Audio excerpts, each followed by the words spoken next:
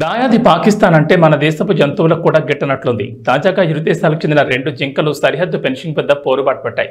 దీనికి సంబంధించిన వీడియో తాజాగా సోషల్ మీడియాలో వైరల్ అవుతోంది. దీన్ని ఓ బీఎస్ఎఫ్ అధికారి షేర్ చేశారు.